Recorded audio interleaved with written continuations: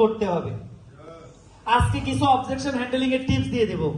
আপনারা যারা ছেলেরা আছেন, একটা সহজ টিপস, যে টিপস দিয়ে আমি আমার বাবা মাকে কায়েদ করছি, একদম 5 ওয়াক্ত নামাজ মসজিদে জামাতের সাথে। আমার আম্মা কয়, তখন বেঁচে ছিলেন, যে ছেলের কি হইল, মানে 1 ওয়াক্ত নামাজও কি করে না, মানে বাসায় যতক্ষণ থাকি মসজিদ জামাত ছাড়া নামাজ পড়ি না। 2, মাঝে মধ্যে একটু টাকা পয়সা আর কি, বুঝছেন না, বুঝছেন না, ভেঙে বলতে হবে, একটু না বলে নেয় আর কি।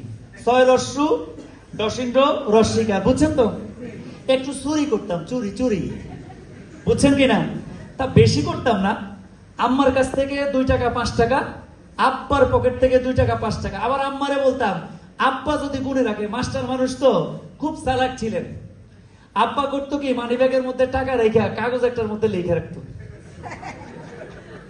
বুঝছেন না, বুঝেন নাই? বস, চুরির গল্প বলবো নাকি?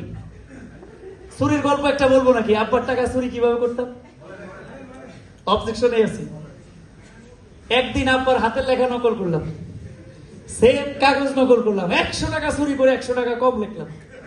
মজার বিষয় হচ্ছে ধরা খাইয়া গেছে। তাহলে এই অবজেকশন হ্যান্ডলিং এ ফ্যামিলিকে প্রথম আপনার অবজেকশন হ্যান্ডেল করতে হবে, আপনার একটা আচরণগত পরিবর্তন আনতে হবে। Yes or no?